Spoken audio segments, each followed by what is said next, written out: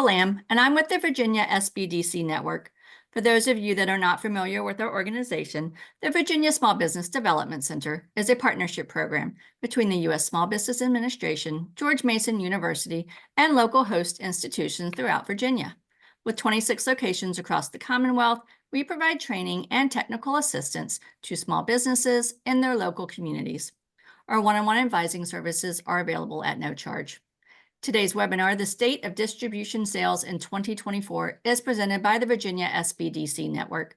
Save the date for the next webinar in our craft beverage series, Education Opportunities in the Craft Beverage Industry, on September 19th at 1 p.m. We are recording today's presentation, and it will be posted on our website, virginiasbdc.org. Due to the large number of participants, everyone's microphone is muted and the chat feature is turned off. But if you have questions during the presentation, you can type those into the Q&A box. We have also enabled a live transcript function, which you can show or hide via your own meeting controls. And now it is my pleasure to introduce the Virginia SBDC Craft Beverage Assistance Program Manager, Chris Van Orden. Thank you, Sheila. Good morning, everyone, and thanks for joining us for this conversation about the state of alcohol distribution. As Sheila said, my name is Chris Van Orden, and I'm the manager of the Craft Beverage Assistance Program at the Virginia SBDC. The Craft Bev program is designed to provide industry-specific assistance to Virginia's craft beverage producers. So today's program is going to be a free-flowing discussion on what's happening in the world of wholesale. You can enter any questions that you have in the Q&A function, and we'll do our best to answer everything either during or after the webinar. So I'm excited to welcome back today's speaker, Julie Rhodes, founder of Not Your Hobby Consulting. With over 2 decades, that might be and change, I think, at this point, right, Julie? That's the last time we spoke. Of experience on the business side, from supplier sales, digital marketing, and distribution management. Within the craft beverage industry, Julie provides strategic sales and marketing advice to small and medium-sized beverage alcohol brands through webinars, white papers, digital courses, one-on-one consulting, and group coaching programs. Welcome, Julie. Thank you for having me again. This will be fun. I'm excited. Yeah, really appreciate you coming and sharing your expertise. So, as I mentioned, today we're going to be talking about what's happening in the distribution world and how producers can work against negative trends, try and make the most of the situation. So there's a lot of ground to cover. We can dig right in. First off, most of our listeners probably know the off-premise market, right, is seeing a slow rate of sales, lagging volumes. What is the cause here? Where's it coming from? And speaking broadly, what can producers do, given those constraints? Sure. Yeah, it has. This is not like I don't want to say like recent problem. So this has kind of been building for years. And those of us that in my little chunk of like a descriptor, I'm also a journalist, so I report a lot on like industry statistics and data. So I read a lot of like what people would think is boring. I get excited by charts and data, but that's just me. But we've been watching these trends since really the peak of things, and this probably makes sense to a lot of people. This like meteoric rise, right, of craft beer. Depending on who you talk to, where in the US, kind of started like 2011, 2013, maybe with like people sort of topping out like 2015, 2017, like around there, and then really hitting like a plateau in 2019. There is an outside influence for that, right? We have the on-premise shutdowns of 2020. But I like to tell people we kind of would have gotten to that stall point, even if the on-premise shutdowns like hadn't happened. It would have eventually peaked and started to dovetail off. The big problem with 2020 with on-premise shutdowns was that a tons of like thousands of brands pivoted to off-premise sales. So they started packaging everything, they started entering the distribution channel, whereas they hadn't really thought about that before with their business models, and I think at that point we were around just north of like 8,000 craft breweries, like all across the US. So when you have over 8,000 people, with 90% of them like packaging stuff, and then you get like a glut in the market. And basically what's happening in off-premise is that we're saturated. we're at like a tipping point. And the other thing is, you know, the other piece of it is there's a lot of people that aren't drinking as much, but I don't want that to be a focus for everybody, because you hear that a lot in the media, and you see a lot of like clickbait headlines that say Mhm. like people aren't drinking as much alcohol. No, they're just drinking differently. They're changing up, like maybe they drank all craft beer before, but now they're experimenting with RTDs or functional beverages or NA beers, or but you know, it's Mhm. you know, and we also have to understand too at the same time our demographics are changing. So the craft beer geeks, which is kind of like my like Gen X segment, and like older millennials, they're sort of getting older, their lifestyles are changing, they're shifting, so those dollars are shifting. So what we're seeing is people are not necessarily drinking less, they're just drinking in a different way, and they have different drinking patterns. And a lot of that has affected rates of sale for drinking at home, which is like taking from a package store, or you know, beer to go, drinks to go, things like that. And with the influx of brands, not only are consumers sort of, you know, we're also kind of pinching pennies, all of us in today's economy, you know, so trade-offs have to be made. You know, alcohol is kind of discretionary income, so the rate of sale has gone down, also because people are saving. And then also there's just so many brands, it's pretty overwhelming, Mhm. walls of, you know, products to choose from. So some people just, I hate to say that, they sort of give up and like move on. But a slower rate of sale in off premise is probably gonna continue until like late 2025, early 2026, if the economic info that I'm looking at is correct, and that's what, you know, data folks are kind of predicting. So Mhm. you know, just expect kind of a slower velocity rate in off premise until the market sort of recorrects itself. Yeah, yeah, that's helpful to know. So, I'm sure everybody lives in their world. Sometimes it's hard to kind of zoom up a level to sort of the macroeconomic issues, but I think it's interesting to hear that, right? You're right. There's the sort of the difference between dollar sales versus sort of volumes, right? Those types of differences that are out there. And if I'm sure there has never measurably been the same glut of specifically products in this segment suddenly becoming available on the off-premise market, right? You have everybody, half of their potential channels disappeared for a while. They invested in these canning lines. They can't turn it off, right? I mean, if you start packaging product, um, you're not going to say, "Oh, we're going to go back to the old package mix," partly because on-premise sales are not what they were previously anyway. Um, and you made that investment, and now you have package that you want to be able to put out there. So you can't unring that bell in a way. So more entrants, more, and just there are still people founding, breweries and other categories of things, and the shift it's I don't want to say perfect storm, but it's definitely a It's lot pretty of close. I variables. Yeah, there's a lot of variable. I'm actually really glad you said something about between like dollars and volume, because that is also an interesting thing to look at, because sometimes we get access to maybe not brand specific data, but like, you know, if you're a member of like a trade organization and you have access to things like a dashboard with like scan data and, you know, things that are being taken out, like trends that are being taken out of the market. Mhm. Dollar sales actually look really good right now, but that's because of inflation.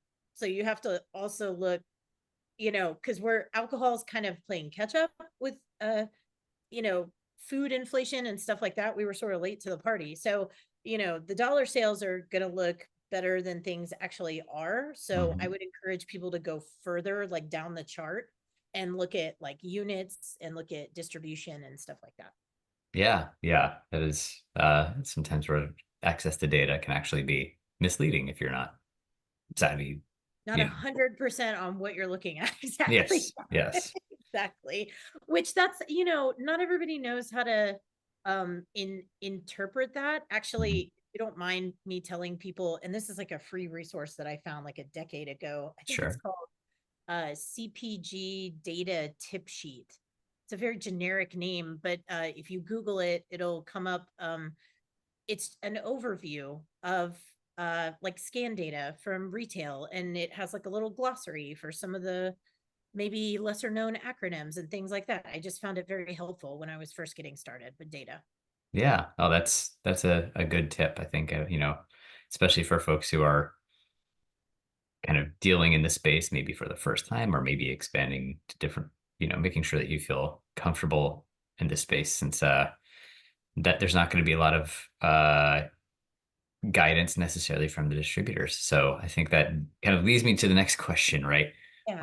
Of that relationship with distributors, right? In many instances, distributors aren't ordering as much as they used to, sometimes even refusing to take new products, right? And obviously, you want to have a really good relationship with the distributors because you rely on them to make these sales for you. Depending on your business, it might be absolutely vital that this works well for you.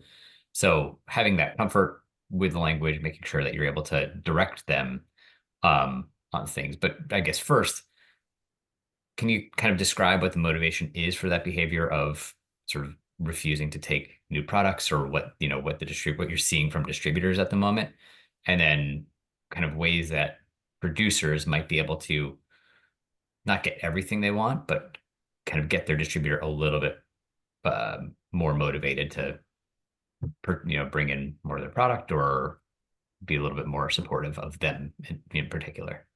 Sure. Who knew when all of us got into beverage alcohol that we would have to rely so much on economics? But it's really a simple issue of supply and demand. Again, we get all these brands, right, that are available, and there's an influx of interest, entrance, sorry, not interest, entrance into the market, right? And then what happens, especially if you're in a state, well, y'all's distribution laws have changed a little bit recently.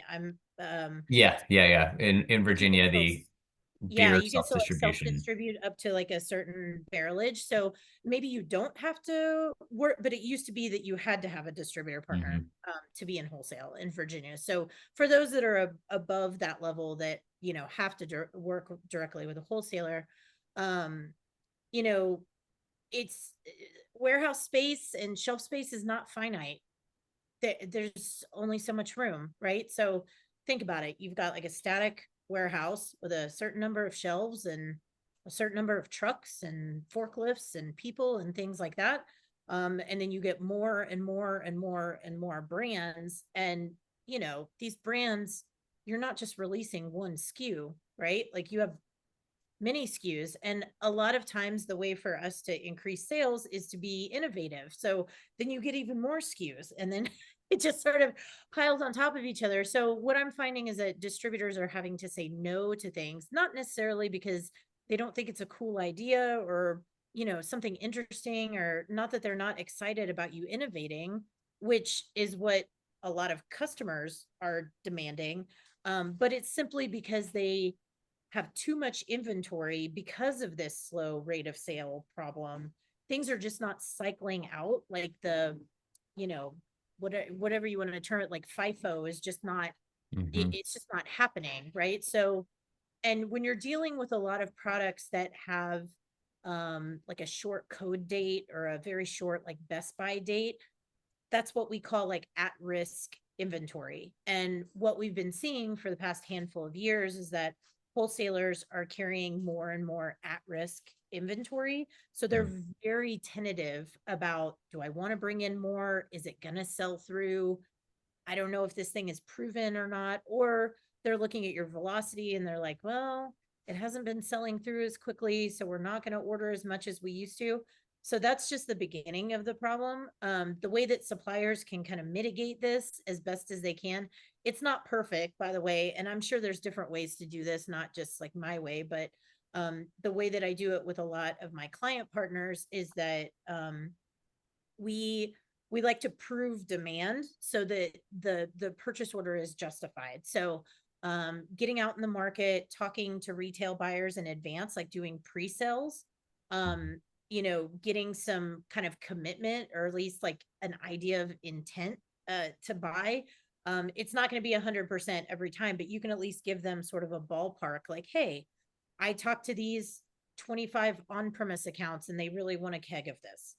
Right? Okay, great. Let's just order 25 kegs, or, however many you're projecting. So if you can put some pre-sales and some projections into place with distributors, that's really helpful. The other thing is just showing them that you're doing your best to get the word out, whether it's your digital presence, online presence, if you have promotional activities that you plan to do in the market, if you have materials and things like that. And then honestly, just communicating with them. I find so many times where communication is just like the biggest like speed bump of just coming to them way far in advance and saying, hey, we do have plans to release XYZ hazy IPA in March of 2025. Would that be an interest? This is how much we would like to sell. Do you think we can make that happen? And just talking through all that. Yeah. I think that advanced planning can be really helpful, right? And we're talking beer. Obviously, beer is in a different position than other alcoholic products, where if you're talking about wine, or to a lesser extent cider, if you're, you have to predetermine your volumes. But this kinds of planning and communication, where some of you may not have developed a release calendar before, but having that. What's that? Say it again. I said, I hope you have a release calendar. Please create one if you haven't. So there's another tip for today. Yeah. It's a great thing, even if it's not for public consumption, right? Although I think there's plenty of reason to do that. Having that calendar, right? And this is talking about something that getting into your ABP meetings, which will be coming up, annual budget planning meetings, where if you're working with a distributor, right, putting numbers behind your arguments. Here's what we want to release. Here's when. These are the volumes we're looking at. Putting like sort of the legwork, like you mentioned, in like, this is why we want to make this much. Here's when we want to release it. You give them an opportunity to have feedback, and then you're not springing anything on them. Like, I think that distributors bristle at kind of being presented with a new product without any lead time. Definitely. So having the product that you said you would at the right time, in the volumes you said, and something that you mentioned, the at-risk products, I think, right, specifically for beer, specifically for a lot of, those kind of trendier styles, if you have only a couple of months that product's going to be good, really planning your production cycle so that, it's canned or packaged within the week it's getting picked up. So you give them the most time that all this, you're not, if you package the product and it's sitting there and you don't have a pickup coming until the end of the month, and you package it on the first, well, you lost 4 weeks of a 12, 15 week useful life. That's pretty tough. And distributors remember that stuff. It's important to them. They do. They don't forget about it. And, just in case anybody out there is as data geeky as I am, you can actually track distributor confidence in the market. The NBWA, which is the National Beer Wholesalers Association, and I think Wine and Spirits has the same kind of graph for you as well. So if you dig into those people's websites, you can find them. But the NBWA does a monthly beer purchasers index, or the BPI reading. And it's for different segments of beer, and craft is one of those. Cider is another one. If you want to look at imports and like sub premium and knock yourself out, but it's on a scale of 1 to 100, and 50 is like we're doing all right. We're doing okay. Right. But anything that drops below 50 is basically means that distributors don't have confidence in the sell-through of that product, which means they're hanging on to a lot of at-risk inventory. They're worried about sell-through. So now, granted, these things get published in the following month, right? So like September or August is about to come out in September. But if you go back and look at the historical numbers, you can kind of see, okay, are distributors confident in craft? Are they not confident in craft? Like, what are they basing stuff on? Anything above 50 is considered very healthy and with a good velocity, and they're confident about ordering more. So you can kind of get a little bit of Mhm. a clue, going into like a season, of what to expect as far as product orders go. Yeah. Oh, that's very, very interesting, right? Sometimes it can be a black box when working with your Yeah. distributor. You don't know what they're thinking and feeling, but some of it is asking, getting on calendars and then looking at some of these, the sort of data driven side of it all. So we're talking, that's so far about sort of the distributor space. And I want to talk a little bit about retail off premise, whether it's chain or otherwise. But in general, like you said, not ordering as much product as they used to for various reasons. Given all of these constraints, what can producers do to help increase orders, especially given the three-tier remove that they have from the retailers themselves? Right. I don't want to be Debbie Downer or anything with this. There's not a lot that you can Yeah. do. You can't follow people around a grocery store and tell them to buy more products. Like short of that. But you can do some things that will help sort of like stimulate additional sales. Definitely, like, in addition to your brand calendar, also think about what materials or programs, sometimes we Mhm. just refer to as this is like brand programming, that you could do for each of your items that might we also call this like shopper disruption. So even just something small like a shelf talker Mhm. or something to put on the cans, or maybe it's a display, maybe it's like a rack or a poster that goes on the front of like your case stack of whatever it is.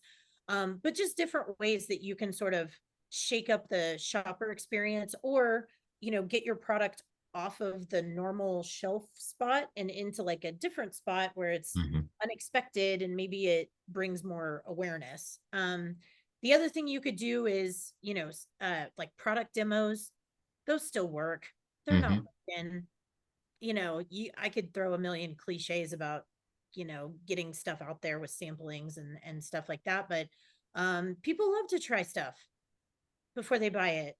This is why Costco does it like all the time. It works. It's why consumer packaged goods, whether you're food or alcohol or chips or RTDs or whatever, it just works to sample people before they commit, which is great. But that can also be a little pricey. So I wanted to talk about a different way that might be a little bit more affordable for some of the smaller producers out there, and that you can sort of mitigate slow rate of sale by increasing distribution, right? So if you're not relying on a small number of accounts, selling through big volume, can Mhm. you rely on a bigger pool of smaller accounts that are doing less volume? But think about it as like incremental sales.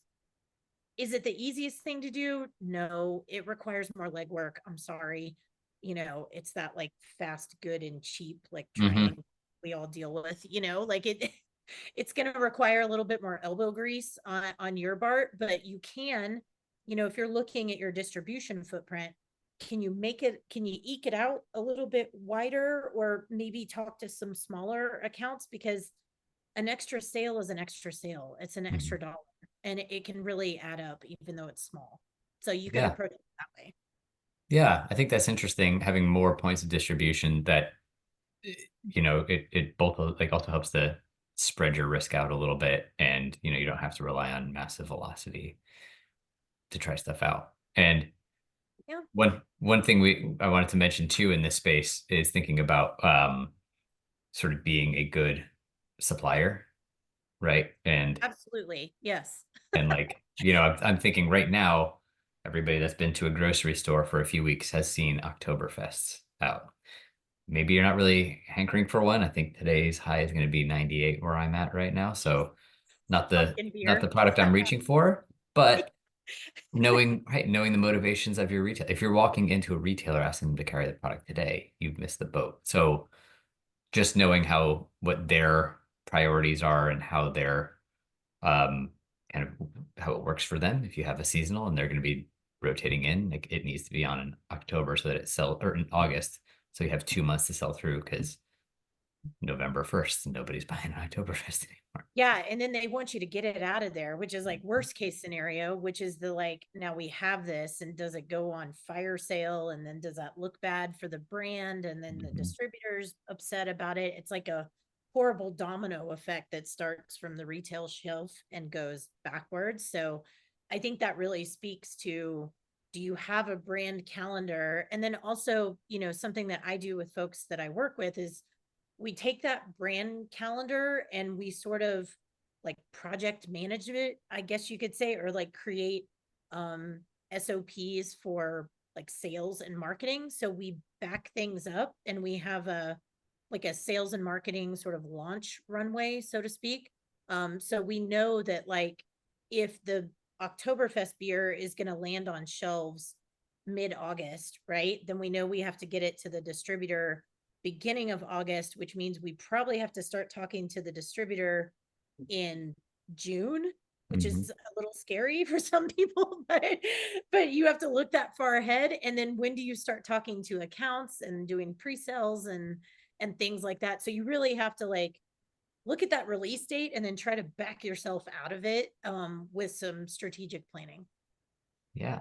Well, that is helpful, and obviously the bigger chains are going to be that much more organized, but it works for everybody. Oh, chain sales, that's way in advance. That's kind of that could be a whole nother webinar that you and I could talk about, Yes. because that requires almost 12 months of advanced planning. Hmm. Um, which is, yeah, that's a big challenge, but Yeah. definitely present out there in Virginia for sure. Yeah. Yeah. So it's a big channel for a lot of people, but maybe we could talk now a little bit about sort of given, the off-prem kind of headwinds a little bit, what kinds of opportunities that are out there in the on-premise market for local brands, what kind of support is expected, but, what can companies do to kind of revive those sales if, we're still coming out of kind of lockdown mindsets.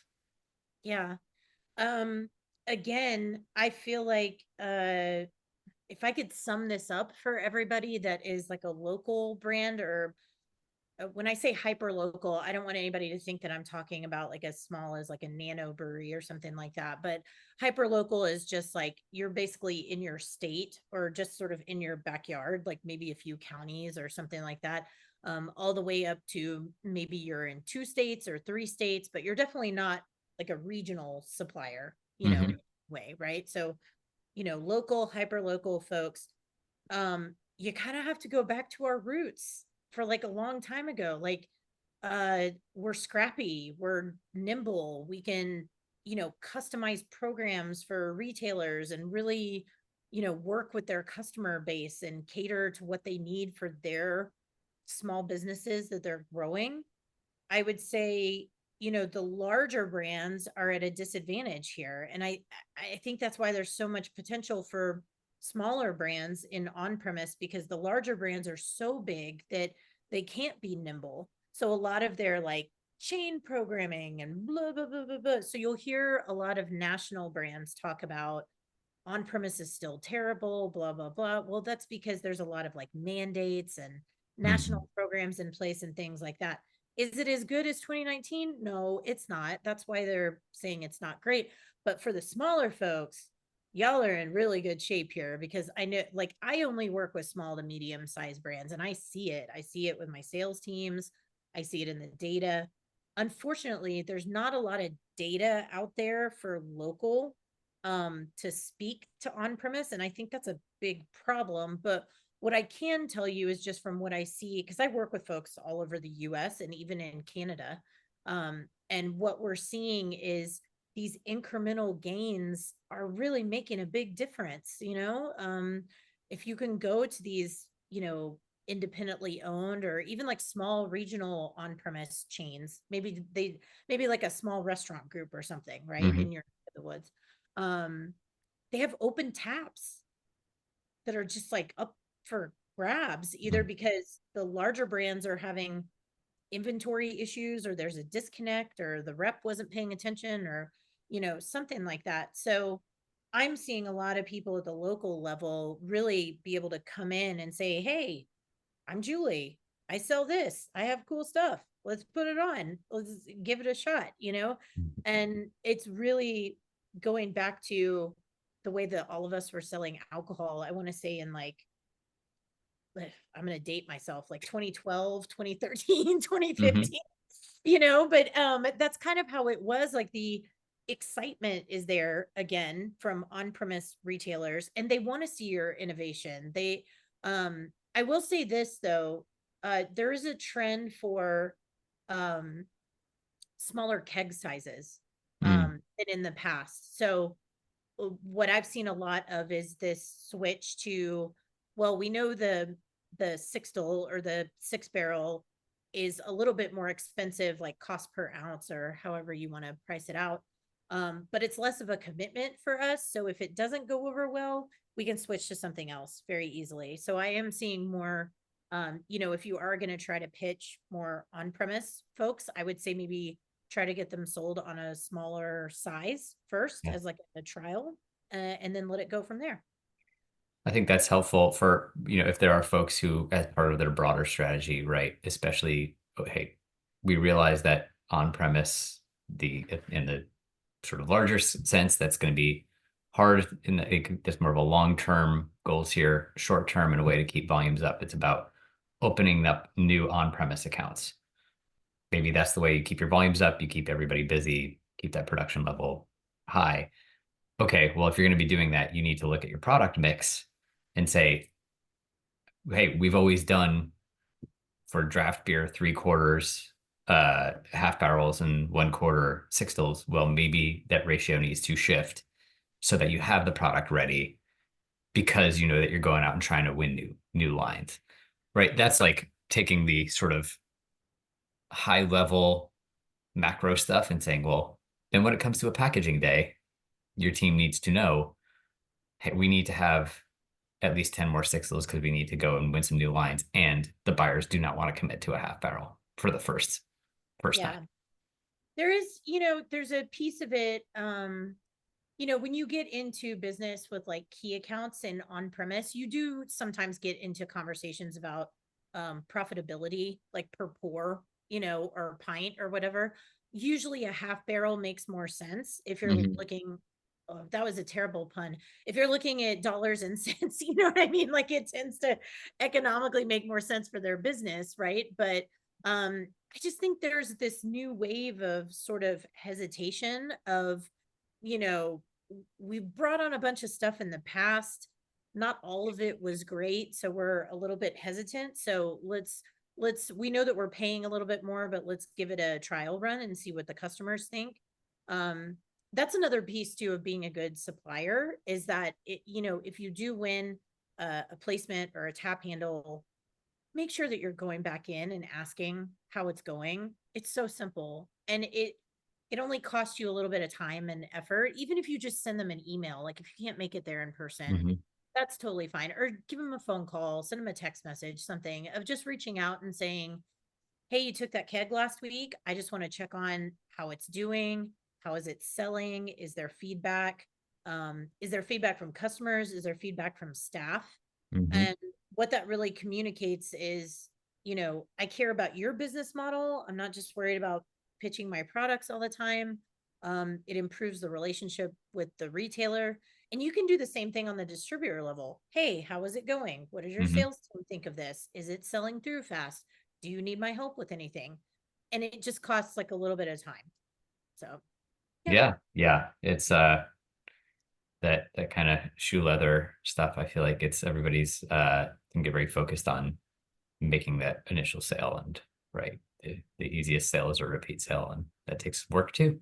Oh man, yes. And I want everybody to know too, like sometimes, we see stuff from bigger brands, like somebody might be buying somebody something or spending a lot of money in there. Sometimes retailers appreciate like a thank you note or a check-in more than anything of monetary value. Yeah. Yes. Just knowing that, hey, there's a person behind this, that you care about them. That's a nice thing. Yeah. So I appreciate talking through these kinds of like real world sales tactics kinds of things, since that's really actionable. And maybe we can kind of go up a level now to talk about sort of the broader sales strategy side of things, right? Especially given the current environment that we're in. Something that I think that you like a lot, right? That you help a lot of people with is KPIs, right? Key performance indicators. What kinds of KPIs should producers be tracking for distribution sales, and how, if somebody set theirs 5 years ago, that's a lifetime ago in terms of what's been happening in the industry. How might KPIs, or like, how would you see people's development of KPIs shifting in recent years to reflect that changing landscape? Sure. Yeah, there's a few things that are different, and this is gonna, circle back to what we started off talking about, like right at the beginning, and that's rate of sale. But just in case people are not tracking KPIs, you know, it's key performance indicators. So it's basically the most important metrics that will give you insight into what's going on with your sales department or sales team, or status of wholesale. I do also like to caution people too in saying, make sure that you know the story that your data is telling. Don't just collect data for collecting data's sake. Like if you're sitting on a bunch of spreadsheets and you're like, what does this mean? You should probably try to do something with it or know what to do with it. So Mhm. there's a lot of times that you can have like data overload, and then you get that what is it? Paralysis by analysis, where you're just like, like what do I Mhm. do with this stuff? So don't just collect KPIs or track them because I told you to do so, or you recommended it, or somebody else did. Definitely know how to use them and do something with them. I would say the three big ones that I've been tracking for years with people, and I did in my career before consulting, was volume. So sales volume. Usually it's looked at in case equivalents or CEs. Some people like to use it, look at units. Sometimes I look at units, especially for those selling with chains, like dipping into chains a little bit. You're going to be looking at what we call retail units instead of regular units. So in our world as suppliers, a unit is like a case or a keg. In chain land, a retail unit is the piece that is sold. So a 4-pack, a 6-pack, whatever that is. Just make sure you're clear on your volume metric or your measurement. The other one is number of buying accounts. So you can also refer to this as like market share. That's a different one that I want to talk about in a second, but it's the number of retailers that are currently buying your products like, consistently. And then the third one is called PODs or PODs, which stands for points of distribution. So Chris, if you have a liquor store and I come to you and talk to you about Julie's craft brewery, and you decide to pick up one item, you are one buying account and one POD. But if you decide to take 3 products from me, then you are one buying account and 3 placements or, pods, whatever. So you can have multiple. I mean, that's the goal, actually, the ultimate goal. When I talk about increasing distribution, don't just think about opening a new account, but think about opening a new account and maybe asking them to buy multiple things instead of just one. So you're basically increasing your reach. Those are the 3 pretty like go-to ones that I've had for a really long time. I would say the new ones that I'm really looking at is ROS, which is rate of sale. So you can look at rate of sale by account. So like how fast are they reordering? You can also look at rate of sale by placement. So is one moving faster than the other? Do we need to eliminate a slow mover and put something else in there that might move a little faster? You can also look at rate of sale from your distributor's warehouse, right? A depletion of inventory. So there's a couple ways that you can look at ROS. By the way, that's also called velocity. Mhm. It has like 40 different names: churn rate, burn rate, turn rate, just in case your distributors hit you with a whole bunch of verbiage. It's all the same thing. Also, I like to look now at percentage of the market sold. So you should be able to ask your distributor partner, or if you have access to like a data portal or something, you should see the number of accounts that are licensed to buy alcohol products from that particular distributor. And then you can cross-reference that to the number of accounts that you're selling to and Mhm. get a percentage. And then you can see what we call like market share or percentage of the market sold. And what that tells you is, do I have room to grow? Am I saturated? Can I not add that many accounts? Do I need to try something else? I don't like to give benchmarks very often, but this one I can actually give a benchmark on. I would say if you are north of 25% of your market sold, you're steady. Like your 30% is considered pretty saturated. So if you're anywhere near those numbers, it's going to be harder to add incremental accounts. If you're in the single digits, you get out in the market. You got a lot of work to do. You got a lot of room to grow. So if you're in the teens, get out there, start hustling, start talking to more people, because, you can go up from there. And then the last one is just draft sales, whether you track it by volume or distribution or whatever, but knowing that there's opportunity for growth in on-premise, I want people to pay attention to that like product mix, Mhm. of draft versus package. Yeah, yeah, Hopefully yeah. that That package mix stuff is interesting, especially these days. What's your goals are now might be very different than it was a few years ago. And I Mhm. liked your point about, right, sort of what is your market share? I think it's some people just say, oh, I want to be as many places as possible. Well, first of all, there's a difference between total addressable market, total obtainable market, and serviceable, right? It's just some accounts are never going to carry you because they don't carry craft products, or they have one line and it's been the same account for whatever, right? There's putting goals around that makes sense for you. But for some folks, right, goes back to what do you do? What do you do well? Having a tailored strategy. It's not just, you can't just have a benchmark where every company should have at least 20% market share. That's just not viable. So maybe it's focusing more on velocity. Hey, you can get to 1,000 CEs more than one way. Is it opening up more points of retail? Is it getting better velocity? We had another webinar that if anybody wants to check with Ben Llewellyn, who used to be a sales director for a brewery, and he kind of went through his math from having been a sales director on this side about, hey, I have a goal. I have 4 ways to reach it by changing these variables. This is exactly this point about what are you trying to accomplish here? What's good for you? And then, of course, how do you get your distributor to do those things, right? And I wanted to, before we move on from the sort of KPI stuff, I wanted to talk to you about, because you have so much experience with that producer distributor interface, getting the data, right? We're talking about data being, all of this is data driven. Well, some people might say, well, where am I supposed to get this from? I don't have these numbers right now.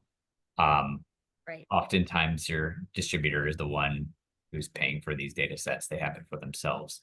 How do producers obtain that sales data? Do they get more insight into what's happening to the market? Sure. I think the best way to explain this is like a staircase model. So if you're still able to self-distribute, you can get all of the data that I just talked about. Now, is it easy? Not always, right? Not necessarily, right? Like the freer something is, the harder it is to pick out the stuff that you Mhm. need. But I self-distro, you can get this from your financial software. So like Zero, QuickBooks, whatever you're using, obviously, because you're doing direct sales.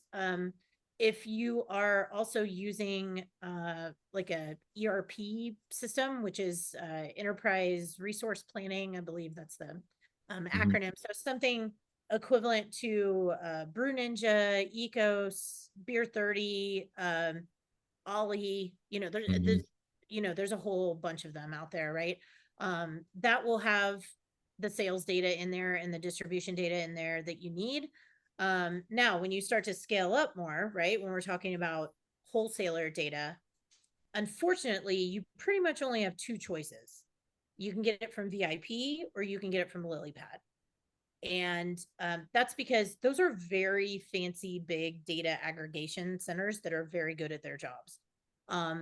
Do you have to pay for it? Yes. Pricey? Yes. But what you're paying for is convenience because they have lovely little dashboards that it's literally like drag and drop. Like, I want to see distribution. Okay, here you go. Mhm. Market share, calculates it for you. You don't have to do any math. It's like it's a canned report that's on the dashboard. It's super easy, right? I tend to prefer VIP because they actually changed some of their program offerings a few years ago. I should get like a kickback from VIP for this. I don't, by the way.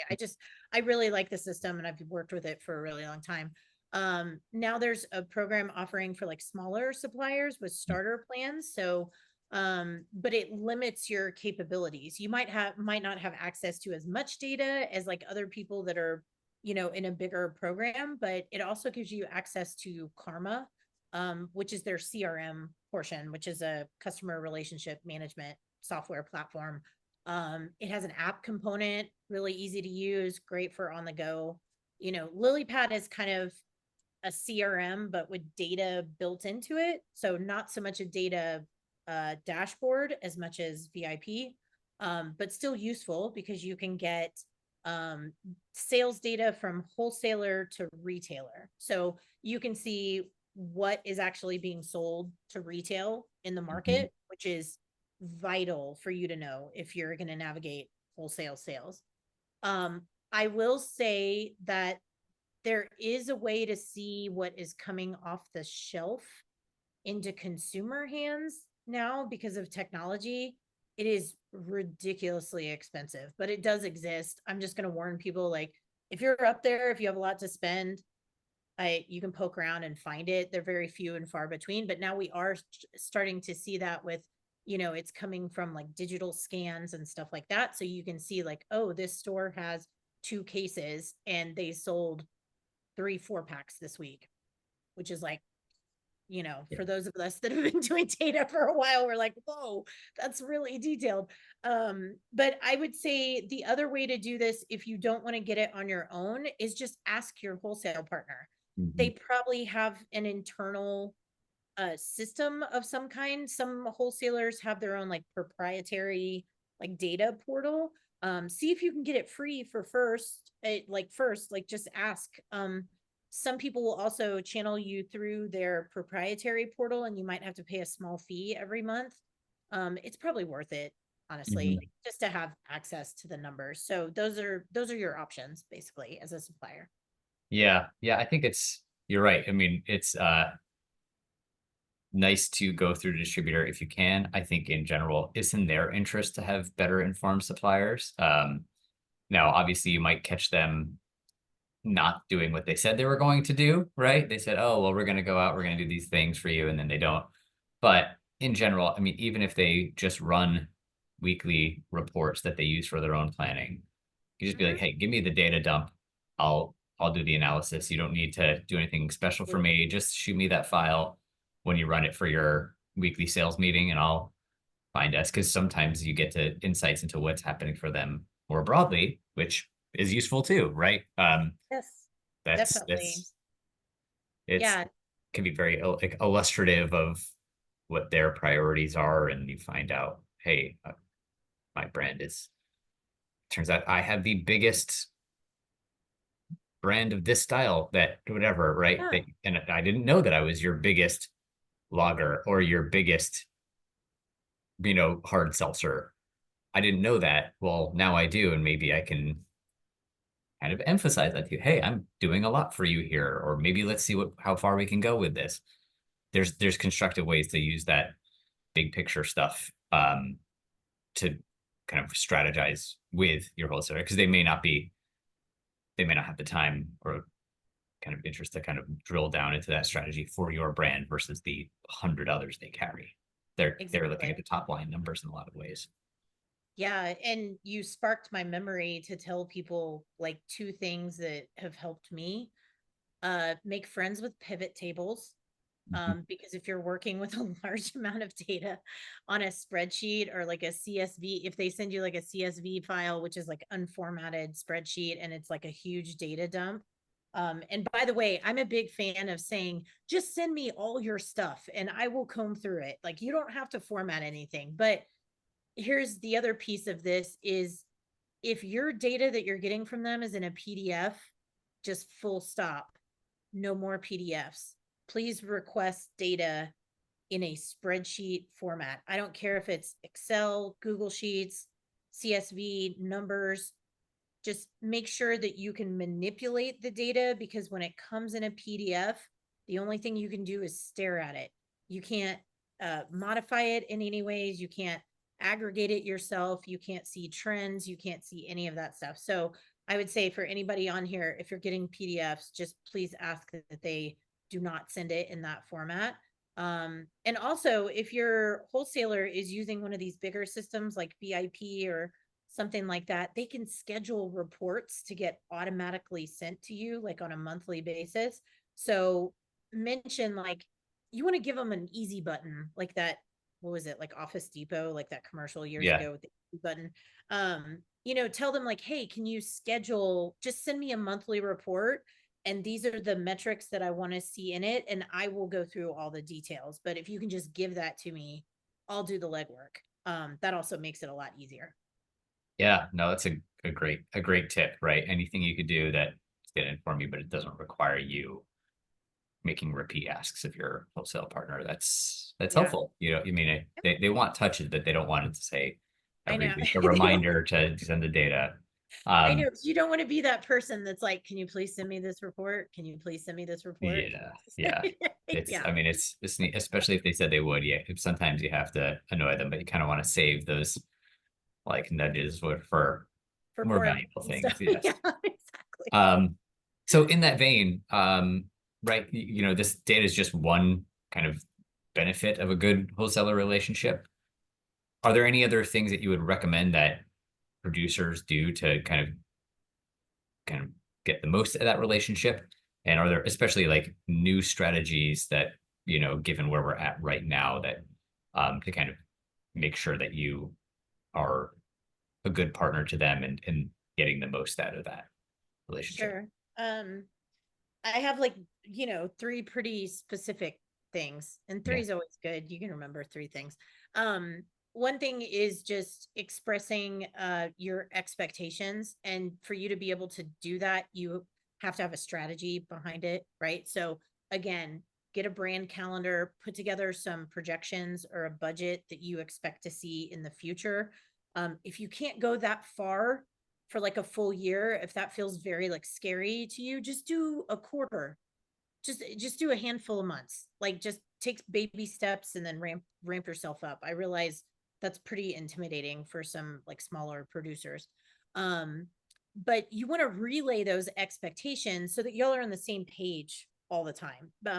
They have goals for their business just like you have goals for your business. So the more clear that you can be about, we would like to sell X number of cases, we would like to have X percentage of market share or X number of placements, any of that stuff is going to be really valuable for them. So to segue into my number two thing, and that's communication. You can't over communicate. I deal with distributor relationships all the time. It's like daily in my line of work. And I cannot tell you how many times it's just a miscommunication somewhere. It's we thought this was happening here and it didn't, or this happening at this time of year, or we thought we were supposed to order this, but we didn't, and things got cut, or somebody wasn't in a meeting. So just make sure you're kind of, you know, following sort of communication best practices. Trust me, you can't over communicate. They would rather be like slightly annoyed with somebody that over communicates rather than somebody that just like ghosts them and is like MIA for a while, you know? So make sure you're talking to the right people, that you know, like their org chart and like who to speak to about stuff. Cause you don't want to call the president every time something happens. That's silly, right? Like, you want to go to your brand manager first, or maybe you go to the sales rep first. So, you know, it's frequency, it's also efficacy, but it's also, you know, pinpointed. I'm talking to the right person to make things happen. Also, don't throw your distributor under the bus. That's part of communication. Try not to like rickroll them into, you know what I mean? Like, stuff goes sideways. Like, I get it, but try not to say, well, so and so did this and then this happened, and then it's kind of corny and feels a little cheesy, but try to take it from I'm going to be curious first and ask questions and try to not be accusatory. Those are just kind of best practices and working with distributors. And then, oh my gosh, see, I talk about that and then I get off my track. I do have notes though, because I was like, I'm going to make sure that I'm not like, I'm from the South, so I'm long-winded. I could go, Chris knows me, like I could go on for like 10 hours about this stuff. So the last piece is very new, and that is really pay attention to digital. There are more wholesalers with Instagram accounts now than there ever has been in the past. And that is like a whole new frontier, honestly, that came out of 2020. It's a silver lining that came out of like, we couldn't be in person, but we can communicate digitally, right? So now distributors have a social media presence and they have better websites and they communicate better digitally. But also make sure that your distributor partners know what you're doing digitally and how y'all can sell more product together with like geo-targeted digital ads and social media growth, or maybe it's a contest, or here's another thing big for chains too. Make sure you have really nice like thumbnail size images of your products, because think about it. Think about how many off-premise places have a mobile app, or they have people browsing on their website before they shop in the store, or they do the click and pick thing. So I think digital is sort of brand new, but definitely needs to be on everybody's radar for sure. Yeah. Yeah. I like that. It's some of it, when you say it, it sounds like, oh yeah, of course, but how many people don't equip their distributors to highlight their brands? I mean, it's The retailers yeah. are doing stuff too. Yeah. So think about how you can jump in the pool, in the online landscape. Yeah. Well, like you said, I'm sure we could go on for another hour, but I know we've got till just a few more minutes here. So before I let you go, is there one kind of key takeaway that you'd like everyone to know sort of about what distribution looks like today in 2024? I would say, and I taught a class last night, and everybody laughed at me because I like quoted myself, and people are like, Julia, that's a big flex. And I'm like, no, I say it like all the time. And that is, hope should not be your strategy. Don't hope for like market trends to carry you through, especially when we have these like valleys that we have to sort of weather through. A modern take on selling more in the distribution channel is strategy. And I might sound a little biased because that's what I do for a living, but it's been echoed through like the Brewers Association or other trade associations, and people are talking about you have to have a plan. You really do need to think about things way more in advance than you have in the past, and make sure that you have a path to success and that your whole team is involved. I like it. Yeah, it's a good, just getting by on having a good product and making it available is just not going to cut it. So, well, Julie, I really appreciate you sharing your time and expertise with our audience. Hopefully we can have you back again soon to talk more about the world of distribution and sales. So I would love to anytime. I'm always up for it. so thank you. Well, with that, I think we will call it a day. Thank you all for tuning in, and have a great day, everyone. Great. Thanks, you. Julie. Thanks, Chris. And I want to thank everyone who attended and joined us today. You will receive an email with a link to the recording. If you would like to sign up for upcoming webinars or access recorded webinars, please visit virginiasbdc.org/training. These resources are designed to be used in collaboration with your local SBDC advisors. You can sign up for a free and confidential session by emailing help@virginiasbdc.org or via our website. And we hope to see you at our next session on September 19th. Take care, everyone. Bye now. Bye.